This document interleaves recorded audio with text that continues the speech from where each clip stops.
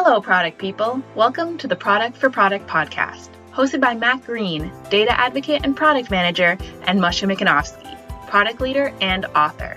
Our goal is to serve the product community by helping you find products that can help make your work in product management easier. Thanks for joining us on another episode of the Product for Product podcast.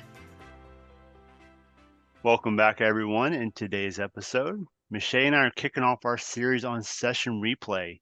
So let's go ahead and hop in. How you doing, Moshe? I'm good, Matt. How are you? I'm doing very good, enjoying the summertime. Quite hot Absolutely. down here in the southern U.S. So It's also hot up here in the north, but I never complain when it's hot. yep, there you go. There you go. Yeah, enjoy it while you can, right? So Exactly. yeah, Exactly. the snow will come back soon Exactly. enough. Exactly. Or the cold days. The cold days will come back. Yeah. So Yeah. And we also excited about this because this is actually the first product series we're doing this year. Traditionally, we had a few of them in the year, like at least 3, I think. Every year we did. At a minimum, but yeah. for some reason this year we had with those one-offs until now. And actually I have a lot of them piling up for after this series. So it's picking up, lots of people that we're meeting and guests that they have a lot to say, and it doesn't fit into a specific series. But we did want to do something this year related to some type of product that we never talked about before. And we picked up a session replay. Yeah, I'm very excited to pick up a series this year. I've really enjoyed doing the episodes this year with the other guests as well. So I think we switching up the podcast this year with, the different episodes, the different variety of episodes we've had. We've even done the startup episode. That was a lot of fun as well. So I'm excited to do a session replay in a space that I don't have a ton of experience in. So looking forward to speaking with the guests coming up we have lined up and learning more about how it's used. Yeah. So first of all, what is session replay? And why is it that we don't have a lot of experience with it? Right. That's it. Right. So session replay is as it sounds, it's replaying the session of the user. So the ability to record what users are doing and then pick up that recording and replay it. So we can actually not just ask them what they're doing, not just look at data that we collected as in data points and then flows or path or funnels, but actually see what they do, right? So that's the basic. A few very known products that are in this type of product. Hotjar has been there for a while. And Hotjar is probably, I'm trying to think if I used any other session replays. There was a product maybe 10 years ago, maybe more, that I've seen. I don't remember the name of it now, unfortunately. I think they've been probably sold out and renamed. So maybe it's one of the products we're going to have, just under a different name. But Hotjar was probably the first one that I've used in a specific product setting. And it wasn't me that brought it up into the company from a product perspective. It was the designer. So the UX UI designer, she actually got a license for it. I believe it was the basic license. Okay. And she did a couple of things with it. The first one was the session replay. And that's one of the things about session replay products. They are never just session replay. They're doing more than that. Yeah, that's one of my questions I had. Yeah. So it's never just that. One of the main things that they're doing is also heat maps. So every session replay product I've seen out there is also doing heat maps. And heat maps is basically to show where the user was moving their mouse moving around. Exactly. Focusing. Yeah. Exactly. So how much time they spend in a specific place and stuff like that. And the second one I've seen, so she used that. Sorry, so she used it for that, and she used it also to actually create a small survey inside the app for the users to provide feedback. So it was okay. also, so Hotjar was also have that feature, to Okay. collect feedback from users, right? In app. In app. Yep. Yeah, yeah. But the main usage that she had was to actually replay the session later. And the other product that I've seen demos of, and I was working with a couple of companies, consulting them on product management, and they use that product is Full Story.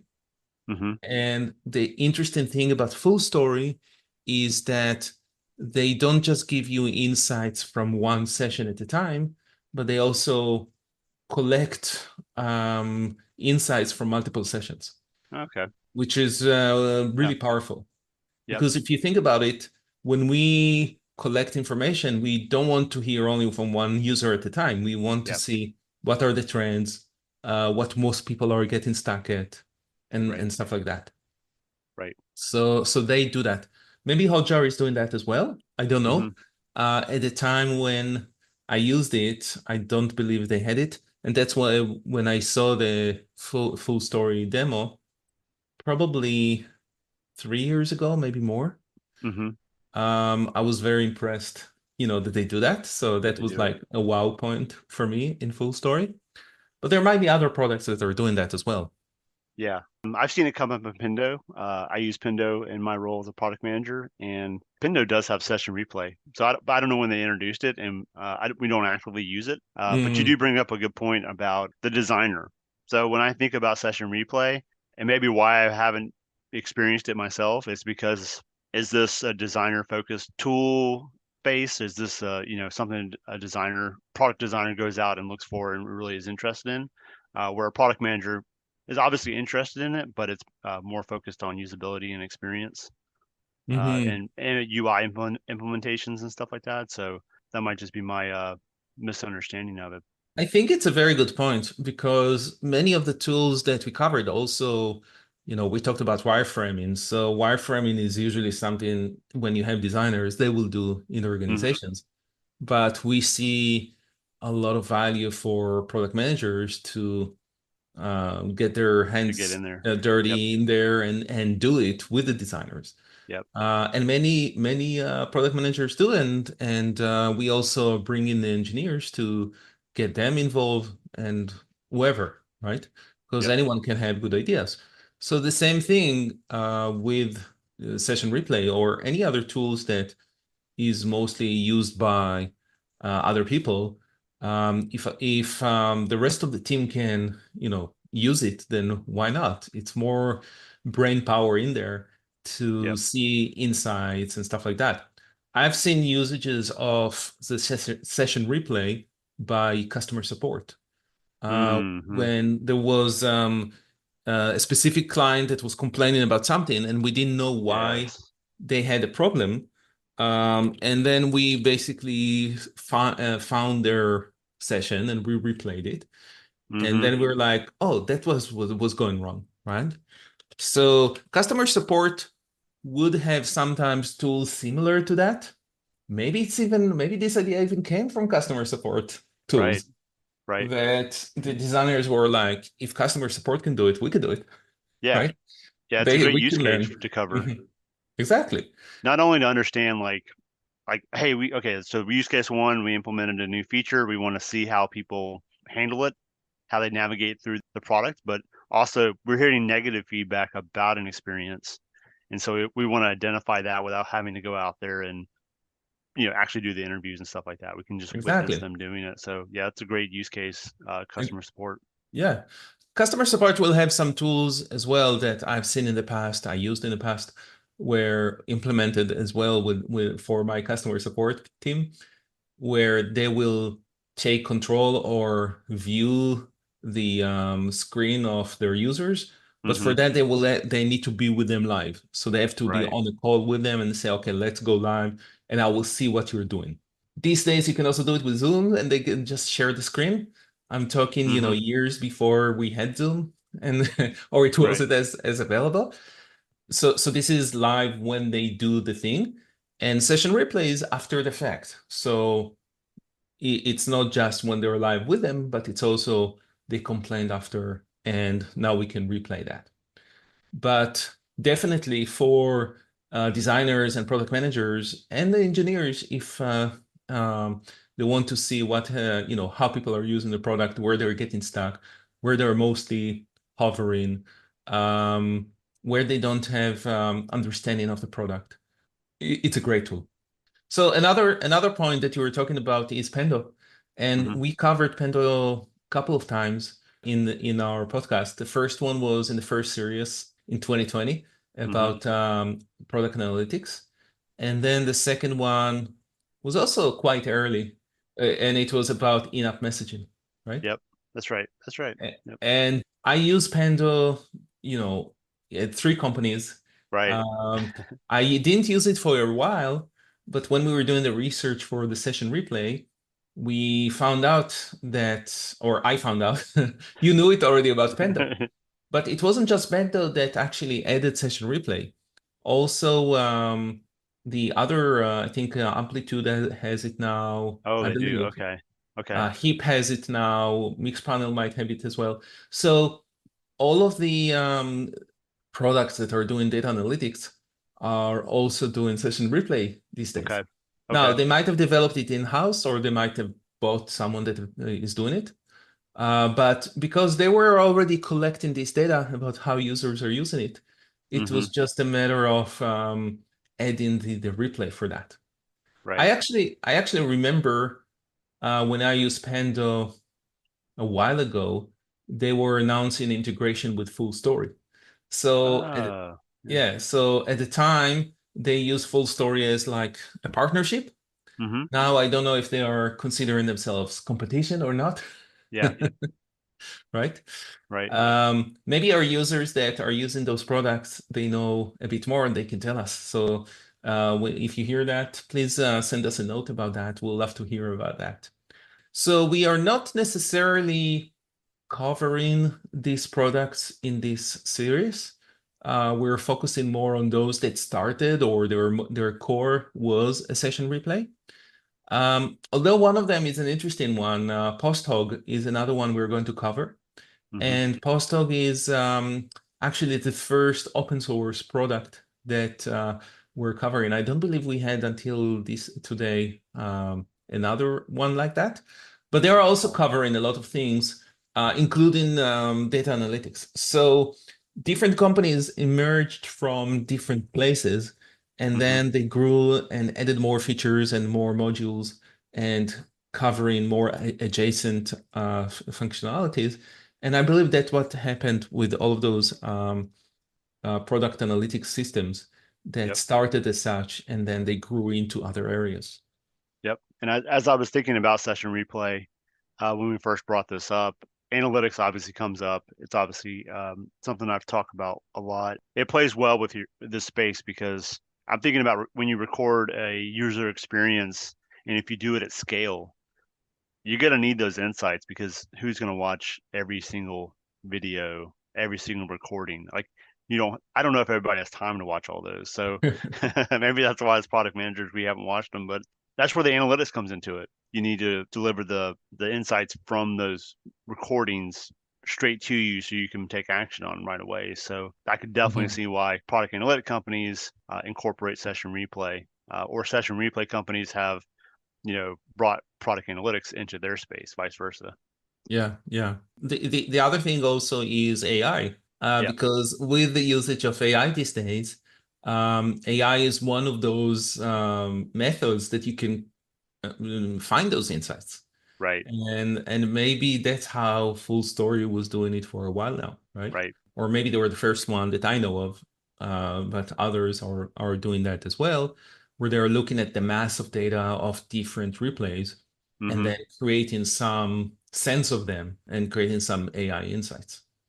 Yeah, this is a good opportunity for that as well, because that is where like AI becomes an assistant, identifies patterns and produces insights and tells you right away, like, hey, this is where people are struggling, or yes, this is their frustrations are true. They're having problems in this space, and where you don't have to actually go investigate this all on your own.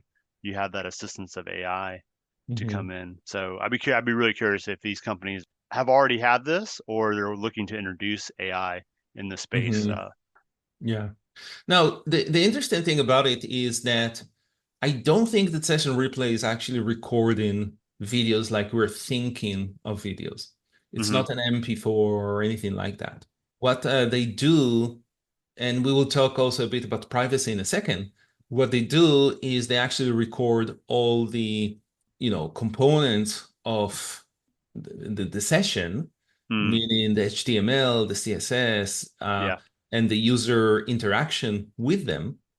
And we know they do that for data analytics because that's where they capture all the HTML, they capture, keystrokes, they capture all these things, and then they replay that in the same sequence that it happened. And the important thing about that is really security, because you don't want them to capture PII, personal information, right? Yep. Or you don't want them to capture passwords or things like that. Absolutely. Sometimes some companies will have very sensitive information that is proprietary for them. They may not want anyone to capture that.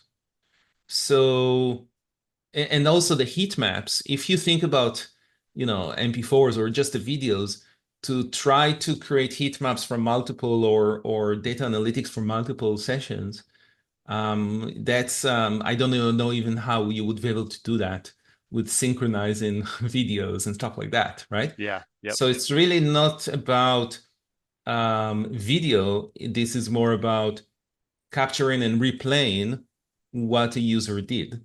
And then you can filter out things or filter in things or choose what to record on their databases, in their clouds and whatever, and then choose what to replay back to the user, and then be able to take all of that data and make sense of that.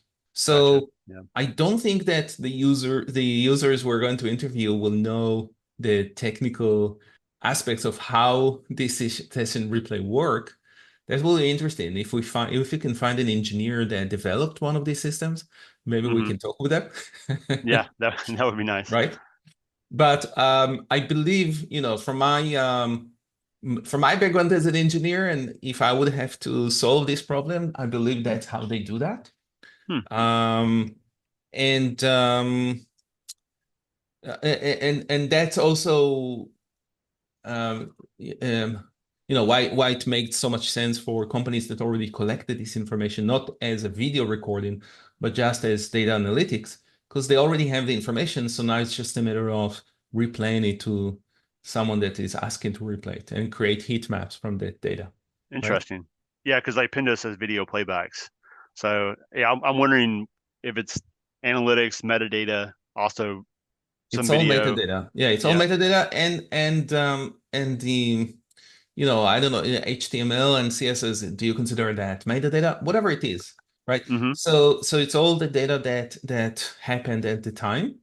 They might collect also the browser information and all that stuff, right? So you can tell, which browser they're on. That's easy to collect, right? So with that, some of the concerns that users would always have when they select these products is, the privacy and the security. Right. How secure is their data? And what do they do with the data? What do they collect? What they don't collect? What do they show back when they replay it? Because not everyone that is looking at it should see all of the data.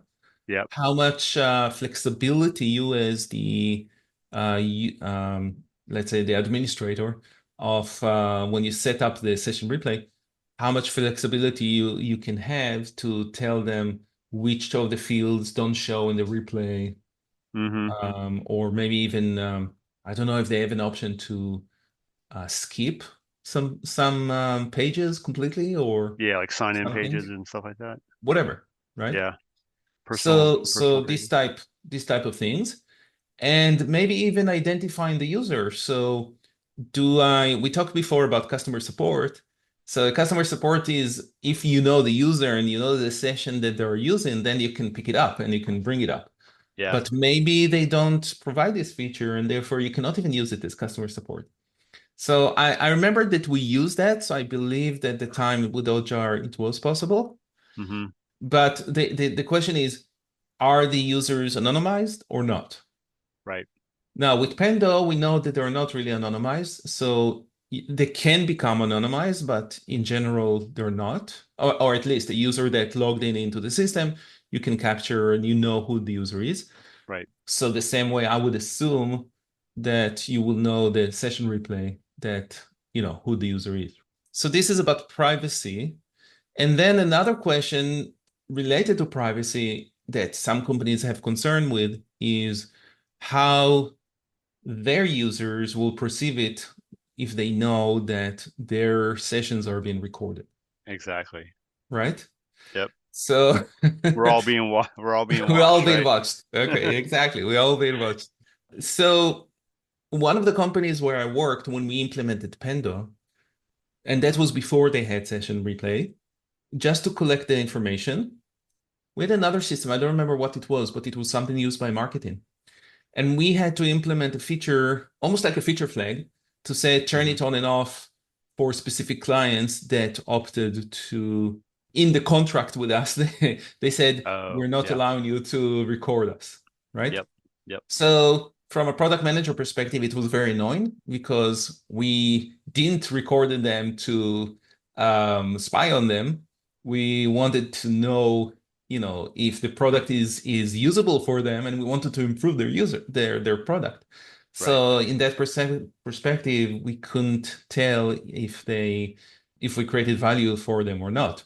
Right. So luckily it wasn't a big issue because all the other clients were similar type of clients, so we could learn from them and apply the same learning to these clients as well. But sometimes it's not the case. Sometimes it's harder, and you're like, you're keeping me blind here. But privacy is always a concern, and it's their decision at the end of the day. It's not our decision. Sure. Right? Yeah, I see that coming up a lot in either it being financial services or healthcare spaces where you're either dealing with patient information or financial information.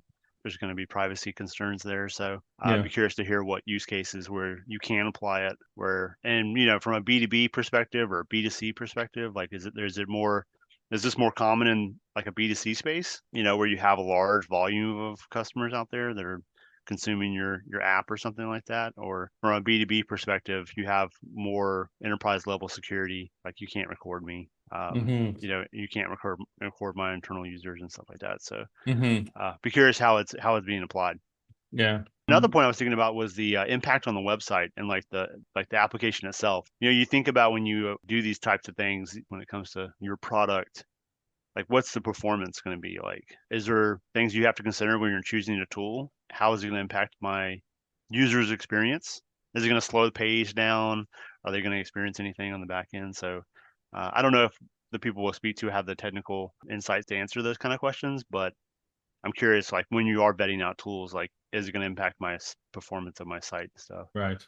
No, it is always a question for sure. And data analytics is the same question, how they implement it and how it impacts the page. And I think the answer there is probably the same. And these days, they've already tackled these, the main the products and companies that are doing that. They've tackled that as well. One other thing I wanted to mention that you said before that kind of triggered to me is one of the reasons we are not using it a lot as product managers is I think some of those session replays from their marketing perspective and also how they penetrated the market, they actually aim to marketing people rather than to product people, and more towards like marketing websites. So the main website that a company will have as their face to the world to see do they have conversions there of people going through their site and maybe signing up, but not beyond that, how they use the product. So heat maps were very big on that. I've seen heat maps before in many marketing related products. And I think that this was adopted a bit later on to product management, mostly from the designers, because the designers were designing both. They were designing the marketing website as this is a pretty website. And then we brought them over to help us design the user interface also of the product, not just the beautiful website. Yep. And they were like, okay, let's use the same tools and see how people are using it, right? Yeah. So traditionally, I might be wrong about this, but I believe that traditionally it's coming from that place. Yeah, it does kind of make sense. And with like call to actions and stuff like that, when it comes to observing how people respond to your website and heat maps and A/B testing and stuff like that. So it kind of fits with all in that space. Right. A/B testing also started that way, at least from what I've seen. Perfect. Okay. So so there is quite a bit there. Again, even though it's not one of the main tools of product people, I think that it should be. Right. Or at least we should have access to it when we have it in the company. We should look into it. We should partner with our designers that are using it to see, what can we learn from that. Right. Yeah, Perfect. I think it'd be a benefit for product managers to be aware of it and try to leverage it the best they can. So exactly excited to talk with our guests and looking forward to having them on the show and getting this session replay series started back up and learning something new. Exactly. Same here.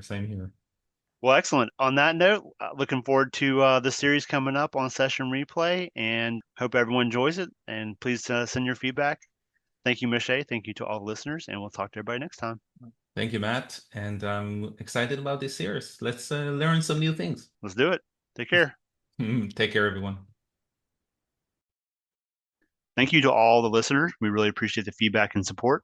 Please leave us a review to help others find the show on Apple or Spotify or anywhere else you're listening to the show.